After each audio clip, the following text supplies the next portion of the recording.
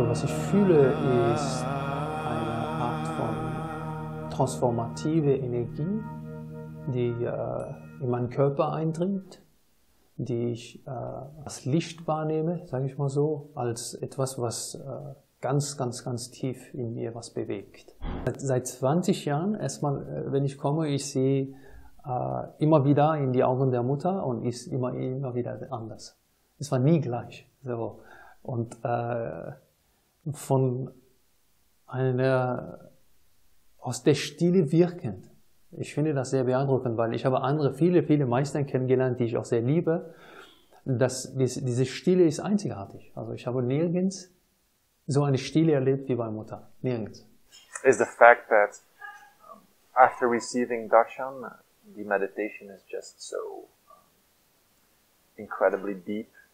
I'm able, after a darshan, to deeply immerse into my, inner being, and it just gives me so much. It gives me so much insight. Is something, a word that I think is resonating.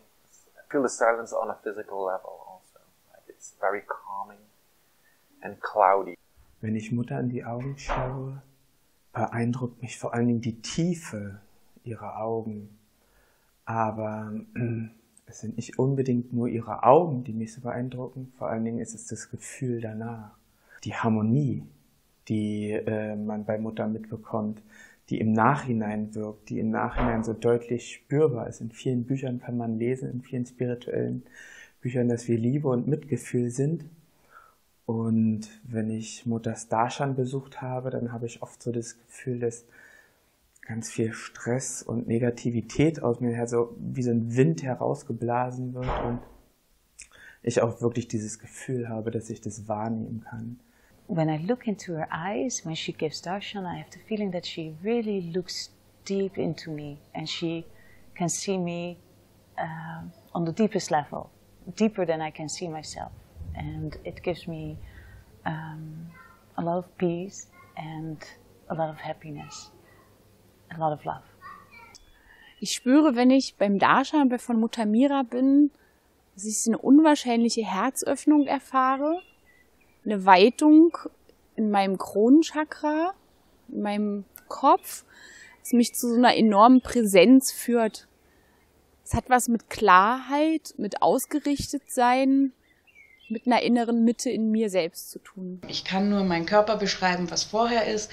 Spätestens, wenn ich auf der Bühne sitze, auf dem Teppich, kriege ich Herzrasen. Und das nach 13 Jahren und nach sehr vielen Darshans, die ich schon erlebt habe, ist es wie wenn mir mein Herz zerspringt oder rausreißt. Und in dem Moment, wenn ich dann meinen Kopf hebe und sie mir in die Augen schaut, ist dann so eine unendliche Stille,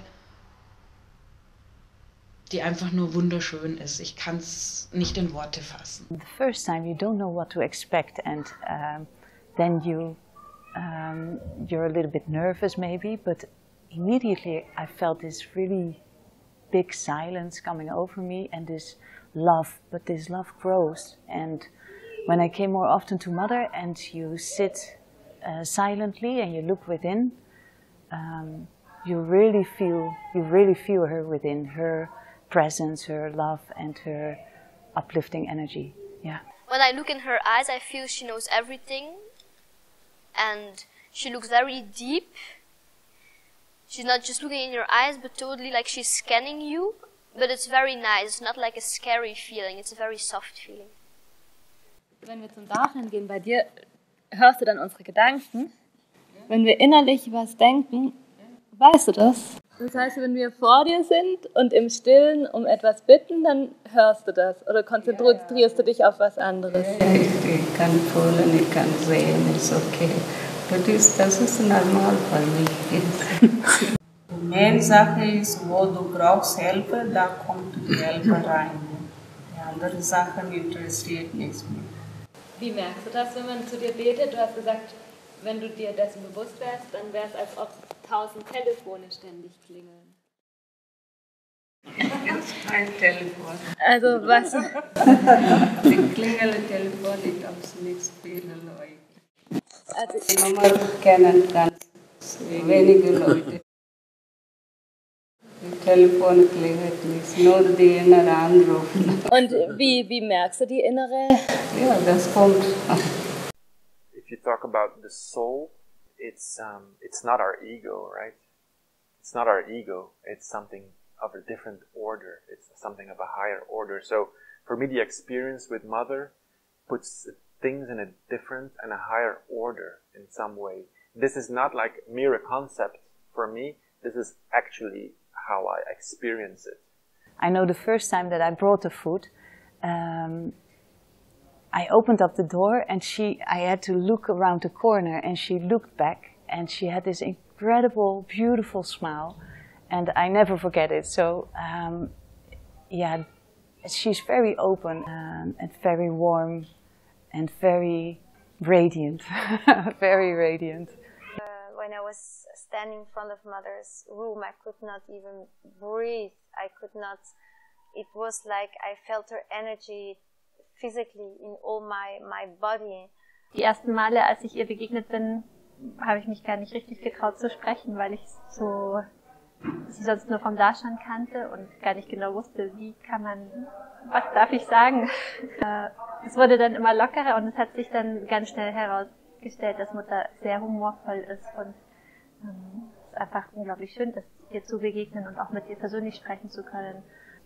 I always feel her presence within and her guidance, but when we work here as a volunteer, then you can feel it even better, because it's like when you look within and you listen, then you know in a way what to do or what not to do. It's like you're more sensitive for all the signals and for this subtle guidance. Also die Arbeit der Mutter bei mir hat eine sehr große Veränderung verursacht. Also bei alle Qigong-Übungen, zum Beispiel ich bin Qigong-Lehrer und unterrichte seit über fast 30 Jahren, und ich merke, denn durch ihre Segen, durch ihre Präsenz hat sich sehr viel verändert. Hat eine sehr hohe Tiefe erreicht, und das hat auch daran verändert, dass meine Kurse, also ich habe das Gefühl, die ist gesegnet, und das geschieht auch von alleine. Also there's certain energies coming in, but it cannot be predicted. It just happens, that are very much physically felt, but that I don't have any explanation for. Or it can be something in the heart that pops open, or something in my mind that, it's kind of like fire, like all these types of. Ich empfinde es so, dass es nicht nur begrenzt ist auf die Momente, wo man mal in Limburg ist zum Darshan. Es ist schon eine stetige Verbindung auch abend oder immer da. Meistens geht es über die Liebe. Es ist eine unendliche Liebe, eine ganz große Liebe, die man oft mit einer Mutterliebe vergleichen kann, aber die noch das toppt oder darüber hinausgeht. Ich spüre, wie es mein Rückgrat dann aufrichtet, wie Schmetterlinge hier durch meinen Schädel bis zu meinem Unterleib durchflattern. Es ist lauter Glitter zu spüren. Ich kann es schwer in Worte fassen, aber es ist auch oft, es ist nicht unendlich. Das ist dann vielleicht mal 5 Minuten oder 10 Minuten. This path is showing me the natural way. It just evokes this consciousness which is very inclusive and very naturally evolving. It's not something you really need to get or something. It's something that is given to you, and it's learning how to surrender. You are like in the river, and in those river are rocks, and those rocks, when the water's coming, it goes around the rock. You can see the rock as in the river as an obstacle, but the river is streaming, and you're like free, you're in the stream, and so this is the same with those obstacles. They come, and you can go with the stream, and you can go through the obstacles, and then the water, everything's flowing. You go to darshan and it's really silent, and you sit in silence. That's the thing that's also very characteristic for Mother, that everything happens in silence. And she says to connect with God, you can find that the best in silence, and she can help the best in silence. So everything is in silence, and I like that a lot. But in that silence, I feel this guidance that is really also helpful for me as a person in life. It's like she really comes down and lifts you up. She comes down to my level and I feel uplifted from within. Ich hatte, während wir in Indien waren, hatte ich einen Kinderwunsch oder wollte die Göttin im Tempel um ein Kind bitten. Und am nächsten Tag hat die Mutter mich gebeten, einfach neben sie zu sitzen und hat mir ihre Hand aufgelegt. Ich weiß nicht, wie das zusammenhängt, aber ich kam wieder nach Hause und ich hatte dieses Kind, was ich mir eigentlich gewünscht habe. Ich war dann schwanger, genau. Sie hat mir geholfen, meinen Studienabschluss gut zu bestehen. Sie hat, als ich gerne schwanger werden wollte, hat sie mir geholfen damit. Einen Monat später, nachdem ich sie darum gebeten hatte, bin ich schwanger geworden. Sie hat mich in so vielen Bereichen meines Lebens unterstützt, hat uns geholfen, eine Wohnung zu finden, was in München gar nicht so einfach ist, eine bezahlbare Wohnung zu kaufen zu finden. Und eigentlich bin ich jeden Darshan auch zur Mutter und bin gebeten, oder oft im Darshan auch gebeten, dass ich einen Kinderwunsch habe. Jetzt bin ich schwanger gerade. Und jetzt kann ich halt sagen, es kommt dann, wenn es dran ist, auch. I'm orally and I know Mother since 7 years, when I was 7 years and I'm 14. In the children meditation, she's more laughing and talking, and you see more Mother like how she's in real life and not when she's working. We sing mantras when she comes in, and we have a children meditation, and we hold each other's hands, and if you're lucky you sit next to Mother, you can hold her hand. And she speaks, but not that much, because she doesn't have that much time also, because there are a lot of children. But she laughs a lot, she's very humoristic. The children are for all different generations. You have little ones, you have bigger ones, but they're mostly not older than 16. Yeah, you have babies, but as well, yeah, kids from 12 or 14 like me. Ich habe oft das Gefühl, wenn Tarami zur Kindermeditation geht, dass sie danach ja einen Entwicklungsschritt macht eigentlich und auch ausgeglichener ist und Anspannungen in ihr weg sind. Und ich kann ein schönes Beispiel geben. Wir hatten, als sie 7 Monate alt war, waren wir bei Mutter Mira und ja, sie konnte bis dahin noch nicht krabbeln, laufen, sowieso noch nicht in dem Alter, aber auf jeden Fall auch noch nicht rollen. Und wir waren bei Mutter und es war irgendwie so, als ob alles abgefallen ist. Sie hat sich angefangen zu rollen, sie hat sich angefangen hinzusetzen. Also seit mein Sohn in die Kindermeditation geht, und der ist da, seit er ein halbes Jahr alt ist, hat sich mein inneres Bild von der Mutter, wie ich sie als Mensch wahrnehme, auch nochmal gewandelt. Auch was sie meinem Sohn manchmal sagt oder mitgibt, was dann die Kindergartenleiter oder Betreuer dann auch im Nachhinein erzählen, was es für lustige Situationen gibt oder was die Mutter für einen Spaß hat mit den Kindern und deren Antworten und generell der Umgang. Und für meinen Sohn zum Beispiel, es ist für ihn das Natürlichste und Normalste, dass er zur Mutter darf und dass er sie kennt und sieht. Also da ist nicht so eine Distanz da wie bei mir als Erwachsener. Before I think I was a little more scared, or was a little bit more, but now I feel very much more comfortable and I can look her really in the eyes, and I think now I know also very good how it is, so I feel very relaxed about it. So there she helped me a lot with being less scared and more in myself, but yeah, for the rest of the time when I feel I need or I'm a little scared, I call her and then I feel her. Dann wirkt sie danach oft ausgeglichener und mit sich selbst zufriedener. Und für uns als Eltern ist es natürlich eine ganz tolle Sache zu wissen, dass ein Avatar sie begleitet, sie beschützt, sie in den Arm nehmen kann, und das ist einfach, was mich als Vater und meine Frau sehr, sehr glücklich macht und was ganz Besonderes ist. In Indien habe ich die Mutter erlebt, sehr familiär. Ich habe mich gefühlt, wie wenn ich bei meiner eigenen Mutter bin, zu Hause. Mutter war oft, während ich im Pausenhof Dienst hatte oder was anderes zu tun hatte, war sie oft plötzlich an meiner Seite und hat mich berichtigt oder die Kinder berichtigt oder hat Fragen gestellt zur Situation oder Dingen, die in Deutschland gerade passiert sind. Zu dem Zeitpunkt war gerade der Anschlag in München oder der Amoklauf und das hat mich sehr mitgenommen in Indien, wo ich das erfahren hatte.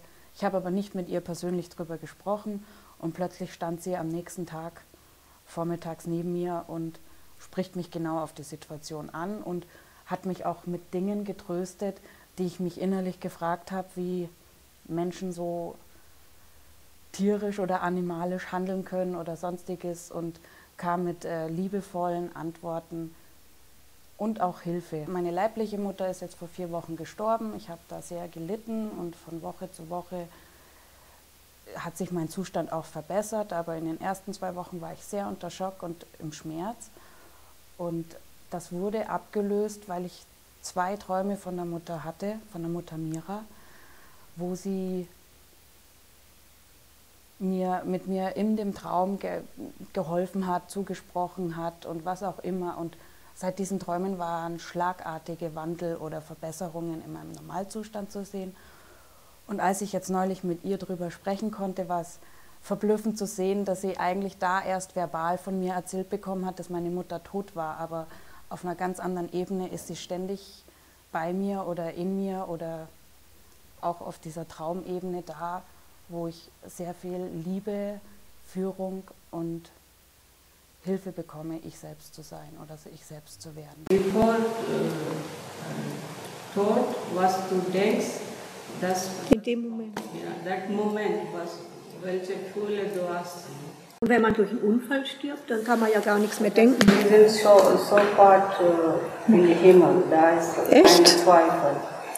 Ich habe auch eine große Veränderung gespürt in meinem Leben, wann ich bin auch nach Indien gegangen und ich habe für Mother in ihre Ashram gearbeitet und dort ich habe wirklich diese Leichtigkeit in mir selber gespürt und diese Sinn zum sich gewidmet für Mother und für Divine Arbeit. Die letzten 2 Wochen am Bauen, zusammen mit einem anderen Freund von mir, Michael, und ich war eine Freude zum Schaffen und alles für mich, was ich habe für Mother gemacht oder was für Mother gemacht geworden ist, war für mich wie schön. Hat auch jede kleine Detail war auch ästhetisch schön. War irgendwo alles hat diese Divine Freude irgendwie auch mit der Bohrmaschine eine Lok machen. Für mich war irgendwie hat einen Sinn gehabt. Ich erfahre sie als starkes Kraftfeld, ganz starke Stille, Weite. Manchmal kommen mir so die verschiedenen Aspekte der Göttin in ihr. Zum Beispiel habe ich eine Verbindung zu Durga und die sehe ich manchmal in ihr. Oder manchmal diese Saraswati, diese Weisheit und Ähnlichkeit. I think when you start personalizing the mother, when it becomes like an idol or something, or it becomes like you involve more into it on a personal level, then doubt creeps in because she works on a completely unpersonal level. That's the whole thing. So, you know, she's a human being after all. Still, I mean, she's an avatar and a heavyweight, let's say, but still she's incarnated as a human being. So I think people should always take that into account. Ich verstehe das Konzept nicht. Du bist also praktisch einfach so auf die Welt gekommen und ja, aber ich meine, Die God hat geschickt uns und wir sind da. Wir sind part of him, but I can't say I am the God or so. Aber da ist keine Entwicklung, wo du Kind warst und jetzt? Nee, du bist immer. Da ist da war keine Progress, also wir sind da, das ist alles. Ja, das ist vielleicht der weibliche Aspekt von etwas Großes, etwas Mystisches, etwas, was ich nicht fassen kann. Dass ich gerade spüre, dass ich ein bisschen die Erfahrung auch mache, aber ich habe das Gefühl und das Gespür, das ist größer, weiter, als ich mir vorstellen kann. It's very pure because she's so down to earth. You know, it's so high up, but it's so deep down and low in the ground at the same time. And I think it's about opening perspective and keeping an open vision at all times, and that there is a real truth out there which is really loving. It's very caring and loving, and I think the nature of my soul became clear and clearer, let's say, by encountering by doing the darshan. Was ist denn der Unterschied zwischen einem Avatar und einem Prophet? Wie Jesus, wie Muhammad, wie... Ja, alle sind gleich, aber nur die Namen sind... Das heißt, Avatare sind auch wie... Ja. Ja. Ich finde, die Mutter als Ausdrucksform ist bedingungslose Liebe. Liebe und Mitgefühl, ob ich Fehler gemacht habe, ob ich richtig oder verkehrt bin. Die Mutter liebt einfach. Und jeder Mensch hat die Erfahrung mit seiner eigenen Mutter gemacht. Und wenn man diese Liebe spürt, nur noch viel intensiver und man kann es nicht, ich kann es nicht beschreiben, weil the mother is the manifestation, the manifestation of the divine. So she's everything. She's for me in nature. She's Mother Earth. She's in animals. She's in minerals. She's in every living being. Also das, was mich immer berührt, ist, dass sie für mich einfach das Göttliche ist, was hier auf der Erde ist und uns Menschen die Chance gibt, mit ihr als Mensch irgendwo auch zu reden oder sie zu erleben und irgendwo doch zu wissen, dass sie das Göttliche ist. She would like to ask you to know from you if you are still in contact with the Sweet Mare and Sri Aurobindo. We all are contact each other. That is okay. Whoever it may be. We are all together. But most physically we don't come together, but all gurus or avatars somewhere. We are all connected. But most physically we don't come to one place or one. Ja, ich habe viele Avadhutas kennengelernt, Gurus, Erleuchtete. Jeder hat eine Schönheit an sich, bei jedem war es wundervoll. Am Arunachala, das ist ein sehr spiritueller Ort und dort gibt es sehr viele Leute, die entweder spirituell sind oder so tun. Aber was ich so schön fand, war, dass fast jeder Mutter Mira erkannt hat, nur anhand von meinem Button. Und das waren auch irgendwelche Avadhutas oder sonst was, die dann, hey, this is Mother Mira, can I have? Und das hat mich so gefreut, dass meine Mutti, die aus Deutschland eigentlich ist, dass die selbst da im hinterletzten Eck so bekannt und anerkannt auch ist von der breiten Masse. Das hat mich sehr gefreut. Ja, ich habe schon andere Meister davor besucht. Ich selber bin jetzt seit 9 Jahren Yogalehrerin und war schon bei der Amma, war schon bei Mario Mantese, war bei einem indischen Meister, der hier in Deutschland lebt. Was mir bei der Mutter gefällt und wo ich auch das Gefühl habe, dass ich jetzt meinen Platz gefunden habe, ist die Schlichtheit und die Einfachheit, die ich da erleben darf, dass ich nicht in irgendein System gepresst werde, dass ich nicht irgendwie sein muss, sondern dass ich einfach so sein kann, wie ich bin. Und das gefällt mir besonders an der Mutter, dass ich weder ein Sari tragen muss, dass ich noch irgendwie eine Askese betreiben muss, sondern dass ich einfach wirklich mit dem, wie ich bin, mit meinen Gefühlen, mit meinem Äußeren einfach da willkommen bin und so sein darf, wie ich sein darf. No, but the other people, other gurus, other avatars, other religions is there. But sometimes you will follow that, and after sometimes you don't follow that. That is, I mean, if you want you can follow, but maybe you will follow maybe a couple of years, then you will go for another guru, and then you will be there, and that is okay. I mean, that is nothing wrong in it. Only your belief is most important. If you will follow this guru or that guru, you can go and make round. It's okay. Also mit allen anderen Meistern, heiligen Avataren, die ich besuchen dürfte und deren Segen ich bekommen dürfte, was mich sehr, sehr berührt und immer wieder anzieht, ist erstmal die Stille bei der Mutter. Ja, das ist die vollkommene Stille, die wirklich an zu Hause zu sein, ja, das Gefühl. Und ich habe die Wahrnehmung, das Gefühl, dass die Arbeit der Mutter bei mir ist sehr langfristig. Es ist über den Tod hinaus. Es hat etwas, was mir das Gefühl gibt, es ist etwas, was sicher ist, ja, langfristig ist und einfach voll in der Stille, wo ich mich sehr, sehr gut reinlassen kann, weil ich liebe diese Stille. Während der Geburt von meinem Sohn, die ging 13 Stunden, es waren ewig lange Presswehen, ich hatte 40 Grad Fieber, ich habe alles gegeben, ich konnte nicht mehr, er kam nicht raus.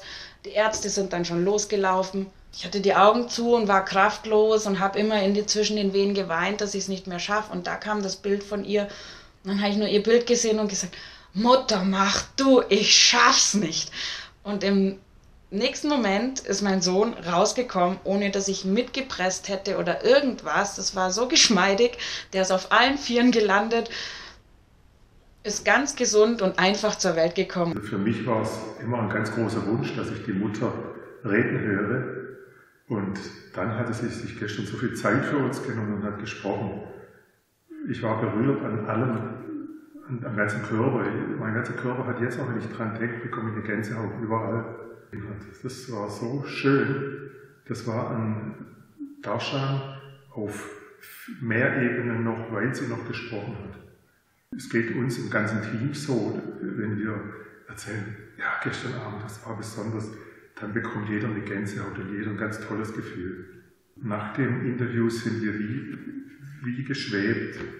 For me, the darshan is a joy, an experience of joy, and I feel it in my heart. And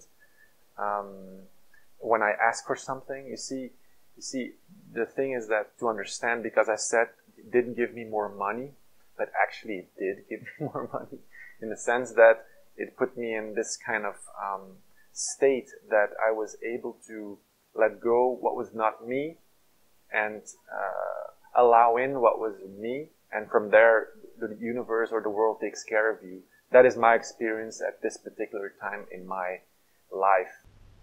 Sie ist genau richtig für mich. Ich empfinde ihr Wesen und ihre Art, vor allem die Stille, aber auch ihr Humor, ihre Einfühlsamkeit. Alles, was ich von ihr bekommen habe, ist genau richtig auf mich zugeschnitten und ich empfinde sie unvergleichbar. Sie hat aus dem Nichts hat sie gesagt, weißt du, du machst mir die größte Freude, wenn du glücklich bist. Und du kannst nur glücklich sein, wenn du auch weinst. Und das hat mich sehr befreit. Weil deine Mutter gestorben ist? Weil meine Mutter gestorben ist und ich mir gerade sehr schwer tue mit Zerfließen oder Weinen.